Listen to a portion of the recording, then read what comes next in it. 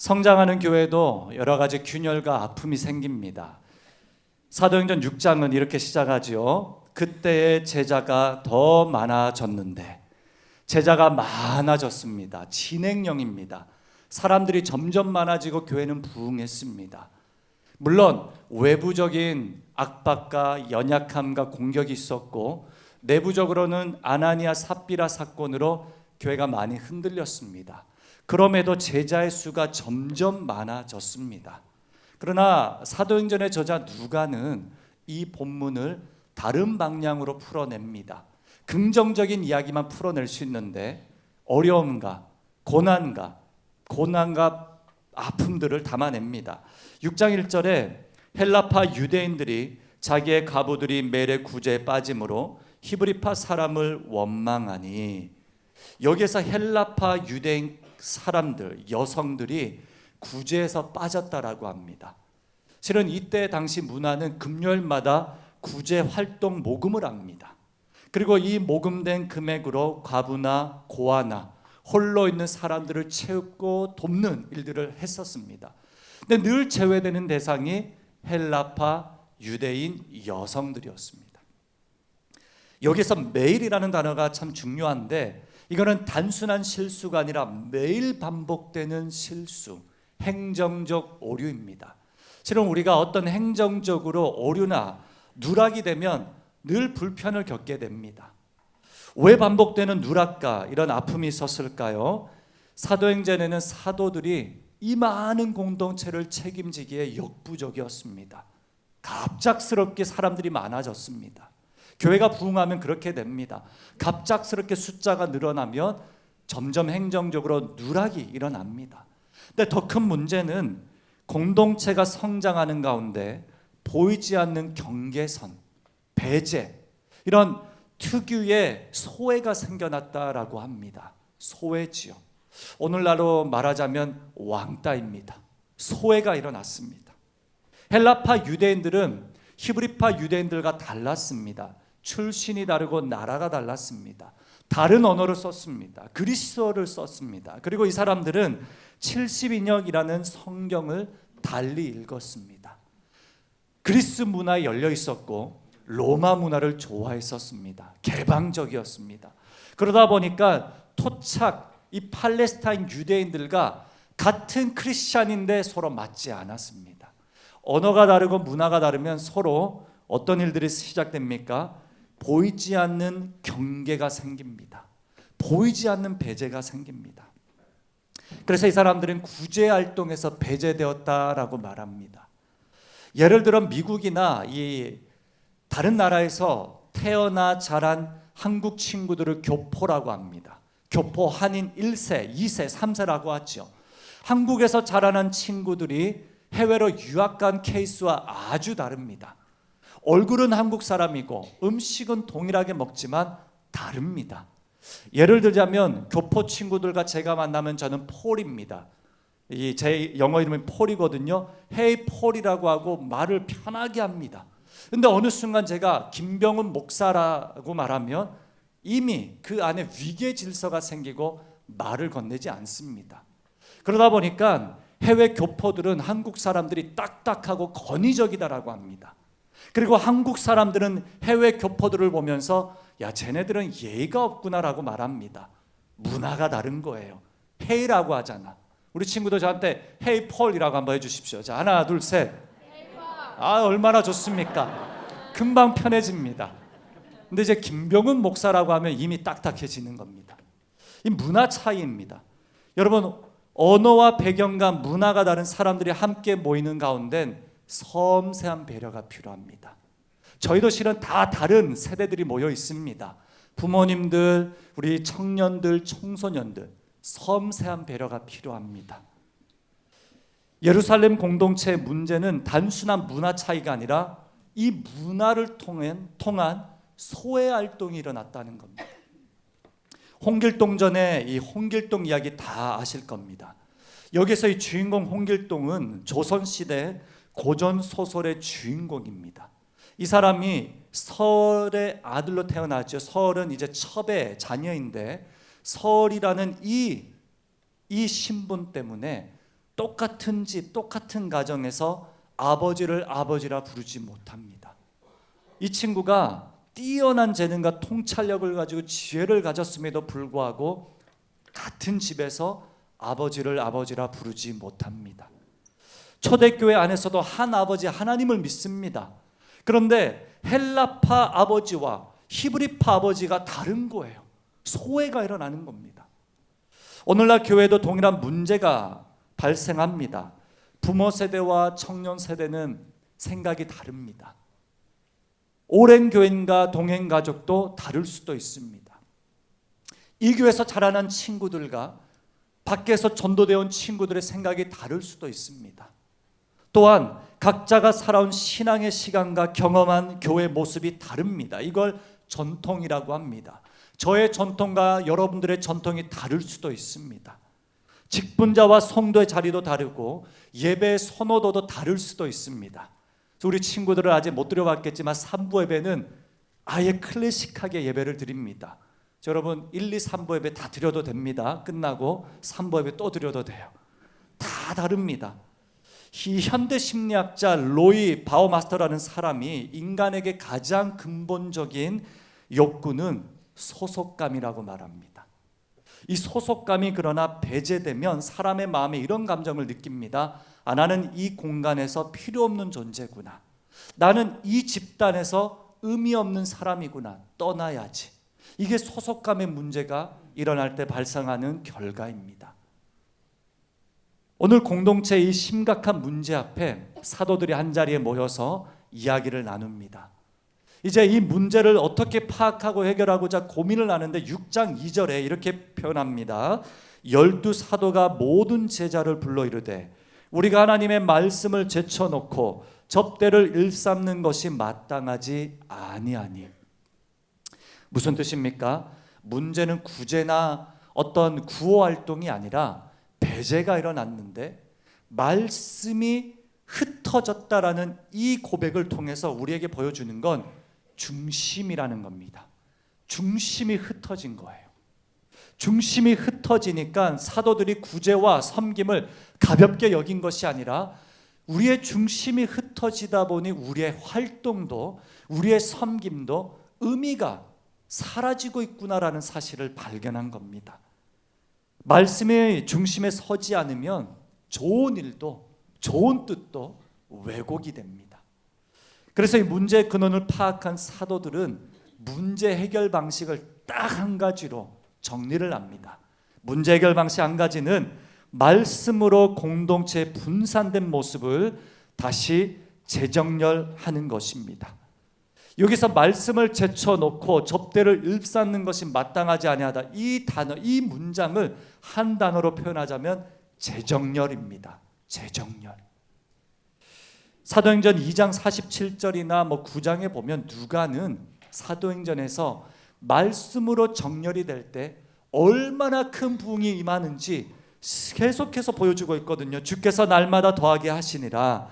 하나님의 말씀이 흥황하여 주의 말씀이 힘이 있어 부흥이 나타나니라. 무슨 뜻이죠? 말씀에 흥황이 있어야 우리에게 부흥이 나타난다는 뜻입니다. 말씀으로 정렬이 돼야 하나님의 놀라우신 일하심이 나타난다라고 고백하고 있습니다. 중요한 것은 섬김을 경시한 것이 아니라 우선순위를 정렬한 겁니다. 우리 사랑하는 친구들도 하나님 앞에 또 학업 앞에 우선순위를 정렬할 때 어떤 일들이 일어나야 되냐? 오늘 사도들이 분산된 모습을 다시 재정렬할 때 나타난 세 가지 정렬의 사건들이 있습니다. 자, 첫 번째는 말씀의 선포, 말씀의 정렬이 일어났습니다. 이걸 캐리그마라는 단어를 사용합니다. 말씀의 정렬. 여기서 6장 2절이나 4절엔 말씀의 사역은 곧 복음 선포의 중심이라고 하는데, 자 보십시오. 말씀을 제쳐놨습니다.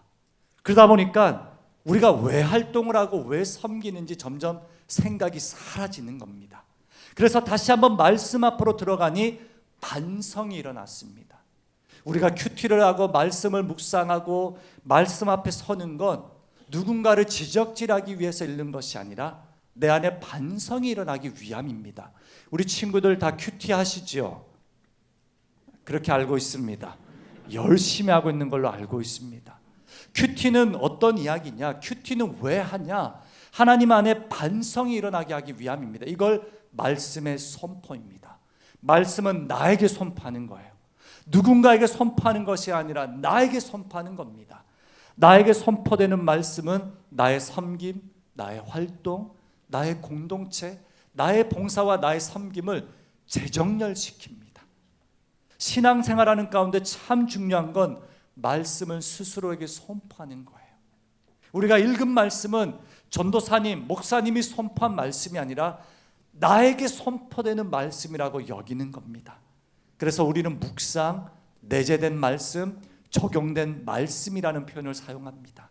우리 안에 내재된 말씀입니다. 말씀이 빠진 소그룹 모임은 출석 체크에 불과합니다. 지난주 금요일에 큐티 본문도 우리 하나님께서 큐티 요한복음 8장을 통해 진리가 너희를 자유케 한다라고 하셨습니다. 근데 자유케 하는 가장 근원되는 본질은 말씀 안에 거하는 것입니다. 주님 안에 거할 때만 우리 안에 반성이 일어나고 정렬이 일어납니다. 이것이 말씀의 선포입니다. 두 번째 정렬된 사건은 말씀으로 인한 교제입니다. 코이노니아. 이 사람들이 예수 안에서 교제를 나누는 성도들이었습니다. 그러나 말씀이 자꾸 중심이 흐트러지니 코이노니아가 제대로 되지 않았던 거예요. 누군가는 소외되었습니다. 누군가는 왕따를 당했습니다. 그러나 말씀 앞에 다시 자신을 돌아보니 우리가 얼마나 자기 중심적으로 신앙생활을 해왔는지 돌아보게 되었습니다. 말씀은 이런 상태로 우리를 복귀시킵니다. 어떤 상태냐? 예수님이 버림을 받으셨어요. 예수님은 배제당하셨습니다. 근데 예수님이 버림받으시고 버려졌기 때문에 우리가 받아들여진 거예요. 예수님은 본질적으로 우리와 다른 분입니다. 예수님은 하나님이세요. 우리는 인간이잖아요. 그러나 본질적으로 예수님이 자신을 내려놓고 이 땅에 오셨기 때문에 우리는 주님과 코이노니아가 이루어진 거예요. 이게 교제입니다. 이제는 이 예수님의 교제의 사건으로 우리는 우리의 공동체와 이웃들을 바라봅니다. 다르지요. 언어도 다르고 문화도 다릅니다. 자라온 배경도 다르고 우리 전쟁을 경험한 시대와 오늘 우리가 살아간 시대는 다릅니다. 저는 태어날 때부터 햄버거 먹으면서 자랐습니다. 저는 안 그랬습니다만 우리 아이들 그랬을 겁니다. 시대가 다릅니다만 예수께서는 다르지만 이 땅에 본질적으로 자신을 버리심으로 우리와 하나 되신 거예요. 그래서 우리는 소그룹을 공동체라 부릅니다. 공동체는 주님이 우리와 하나 되신 것처럼 우리가 이웃들과 하나 되겠다라는 믿음의 고백입니다. 말씀의 정렬입니다. 공동체를 사모하며 사랑하시길 바랍니다.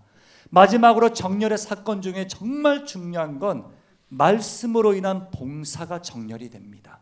디아코니아죠. 케리그마, 디아코니아, 코이노니아. 여기서 말씀의 정렬이 일어나니 섬김의 자리가 회복이 됩니다. 6장 3절에 이렇게 됩니다. 형제들아 너희 가운데서 성령과 지혜가 충만하여 칭찬받는 사람 7을 택하라. 우리가 이 일을 그들에게 맡기고. 자, 여기서 세 가지 기준이 있는데 칭찬받고 성령 충만하고 지혜 충만한 사람을 뽑는데 중요한 건 7명의 헬라파 이름을 가진 사람들을 뽑습니다. 저들의 출신과 출처가 어딘지는 정확하진 않아요. 그러나 니골라는 안디옥 출신이라고 합니다. 헬라파라고 하죠. 그리스식 문화의 배경을 가진 사람들입니다. 인상 깊지 않습니까? 소외의 중심에 있던 헬라파 사람들을 리더십의 자리에 둡니다. 그리고 너희들이 이제는 제대로 섬기라고 말합니다. 여기서 섬기다라는 단어가 말씀을 전하다와 구제 사역을 하다 이 두 가지 단어가 다 디아코니아예요. 디아코니아는 훗날의 집사라는 직분으로 연결이 되지요. 빌립보서나 다른 본문에 들어가면 그렇게 연결이 됩니다. 말씀 사역이나 섬김의 사역이나 예배 사역이나 청소 사역이나 교사 사역이나 모든 것은 주님 안에 하나입니다. 디아코니아. 하나님을 섬기는 일에 있어서는 주님이 우리와 하나 되신 것처럼 하나님의 섬김은 하나라고 고백하십니다. 이제는 우리가 이 조건과 이 기준으로 성도를 바라볼 때 배제와 소외와 그리고 저들을 향한 우리의 결핍이 연결이 되고 정리가 되는 것입니다. 이 세상은 오랜 세월 동안 인종차별과 빈부격차와 보이지 않는 계급의 벽으로 인해 깊은 상처를 겪어왔습니다. 최근에 유행하는 요리 경연대 프로그램도 흑백 요리사예요. 흑수저, 금수저. 그냥 우리가 태어난 순간부터 흑수저, 금수저라는 이 경제 논리 속에 우리는 평가받고 살아가는 겁니다. 교회 안에서도 서열은 아니지만 서열이 존재하는 이런 보이지 않는 계급 사회가 있을 수도 있습니다. 보이지 않는 청소년부 공동체에도 선배와 후배 사이에 보이지 않는 경계선이 있을 수도 있습니다. 그러지 않으리라 저는 확신합니다. 혹시나 학교에서 무섭게 하는데 교회에서는 앞에서 찬양하고 이런 선배들이 있습니까? 저한테 찾아오십시오. 혼나야 됩니다. 그런 친구 한 명도 없을 겁니다. 공동체와 우리 교회 안은 절대적으로 그런 일들이 일어나면 안 됩니다. 왜 그렇습니까? 예수님이 어떤 조건 없이 이 땅에 오셔서 모든 벽을 허무시고 코이노니아를 이루어 주셨습니다. 오늘 우리가 진행하는 성찬은 하나님 안에서 이 일들을 다시 정렬시키는 사건입니다. 우리가 1년에 3번 정도 성찬을 치르는데 행사가 아니라 우리의 영혼을 예수의 복음 앞에 정렬하는 시간입니다. 그리스도께서 버려지셨기에 우리는 아버지를 아버지라 부르게 됩니다. 그리스도께서 낮아지셨기에 우리는 주와 하나 될 수 있습니다. 그리스도께서 우리에게 모든 것을 쏟아 부으셨기에 우리는 주님의 일과 나의 일이 될 수 있습니다. 디아코니아죠. 그래서 우리는 한 떡을 나눕니다. 한 잔을 나눕니다. 떡은 우리의 경계선을 허뭅니다. 잔은 우리의 서열을 무너뜨립니다. 그래서 교회를 공동체라 부르는 것입니다. 청소년부에 학년을 섞어서 소그룹을 하고 있습니다. 얼마나 인상 깊은 이야기입니까? 선배가 있고 후배가 있지만 함께 끌어주는 세대 통합 모임 소그룹이 청소년부 안에 일어나고 있습니다. 여러분 이 예배 보십시오. 얼마나 다른 대상들이 있습니까? 청년 우리 선배들이 2부 예배로 옮겨왔습니다. 함께 예배를 드리고 연합 모임을 하는데 어떤 성도님들이 본인의 식당과 사무실 자리를 제공해 주셨어요. 소그룹을 하라고. 이전보다 소그룹 숫자가 훨씬 더 많아졌습니다. 예배 이후에 훨씬 더 많은 시간을 가지고 소그룹 활동을 하고 예배 참여하고 오늘 오후에는 또 연합 모임이 있고 선교 모임으로 확장이 되고 있습니다. 함께하는 공동체 안에서 서로의 디아코니아가 살아나니 하나님은 점점 이 공동체를 아름답게 열매 맺고 계십니다. 말씀 중심으로 재정렬되기 때문에 우리는 점점 더 강해질 겁니다. 사람이 모이는 곳에는 언제나 균열이 있습니다. 아픔이 있죠. 그러나 말씀으로 연결되는 곳에는 재정렬되는 곳에는 점점 더 강성해질 겁니다. 이 믿음으로 저는 해운대 제일교회를 바라보고 소망하고 있습니다. 점점 더 강성하여 흥황하여 하나님의 나라가 확장되리라 확신합니다. 한 교회 이야기로 마무리하고자 합니다. 오랜 한 학생이 청년이 인생의 해감과 아픔과 두려움, 인생의 진로가 풀리지 않고 여러 가지 연약함 가운데 오랜만에 청소년 때 1년 잠시 다닌 교회가 생각이 나 다시 교회로 왔다라고 합니다. 교회 와서 누구에게 말을 걸어야 할지 누구도 말을 걸어주지도 않고 낯선 환경, 낯선 풍경, 예배를 드리는데 너무 외롭고 누구에게 도움을 요청해야 될지 다 자신을 신경 쓰지 않는 것처럼 그런 고립감을 느꼈다라고 합니다. 근데 이제 예배가 끝나고 마치 대표 기도를 한 장로님께서 스쳐 지나간 거예요. 이때 이 친구가 용기를 내어 이렇게 말했습니다. 아저씨가 이 교회 장로님이세요? 장로님이 황당하셨겠죠. 그래. 아저씨 제가 실은 너무 힘들어서 오랜만에 다시 교회 왔는데 아저씨 장로님이니까 기도 좀 해줄 수 있지 않습니까? 그래. 황당하셨겠죠. 근데 장로님께서 당황스러운 사건이었지만 상황이었지만 이 아이를 따뜻하게 품고 기도해 주셨습니다. 그리고 야 혹시 나랑 밥 먹을래? 밥 한 끼를 하셨어요. 식사 교제를 나누셨습니다. 그리고 시간이 지나고 그 친구에 대한 이야기는 제가 잘 모르지만 열심히 교회 나오겠죠. 근데 장로님께서 이런 고백을 하셨습니다. 안수받은 이후에 오랜만에 자신의 사명이 무엇인지 깨달았다라고 말씀하셨습니다. 그동안은 회의에서 결정하고 성도들의 민원을 듣고 일주일 내내 회사에서 또 민원을 듣는데 교회까지 와서 민원을 듣고 행정 절차를 밟아가는 게 나의 주 사역이라 생각했는데 아니구나. 스쳐 지나가는 한 영혼을 품고 기도해 줄 수 있는 이 특권이 나에게 있구나. 이 영혼이 살아나고 회복이 되면 자신의 본질적인 디아코니아가 성경 안에서 정렬이 된 것입니다. 우리 사랑하는 장로님들은 밥 다 잘 사주시는 선배들이십니다. 친구들 힘들면 찾아오십시오. 여기 앞에 양복 입으신 분들 밥 한 끼 사달라고 하십시오. 교제하시고 기도해달라고 하십시오. 선생님들이 그런 존재고 우리 부모님들이 그런 존재입니다. 저희 교회 복도에서 후배들이 아이들이 이모님 집사님 기도해달라는 이야기들이 일어나면 좋겠습니다. 이것이 스쳐 지나가는 한 성도가 어쩌면 우리의 헬라파 성도가 될 수 있습니다. 그냥 말은 안 하지만 한 공간 안에 있지만 마음으로는 소외를 느낄 수도 있습니다. 우리가 그 영혼들에게 다가가 하나님의 마음으로 스쳐 지나가지 않고 나아갈 때 누군가는 지치고 누군가는 서운하고 누군가는 소외될 수 있지만 우리의 영혼이 성찬의 영광스러운 은혜로 다시 하나 되고 정렬되고 예수 안에 편입되어 우리가 다시 공동체를 어떻게 섬길지 마음으로 하나님 앞에 나아갈 때 주님은 이 공동체를 통해 6장 7절의 말씀을 선물로 허락하실 겁니다. 우리 다 함께 읽도록 하겠습니다.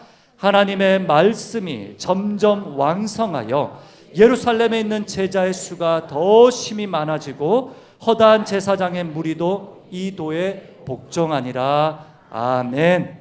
교회는 완벽하지 않지만 계속해서 복음으로 돌아가기 때문에 교회는 위대합니다.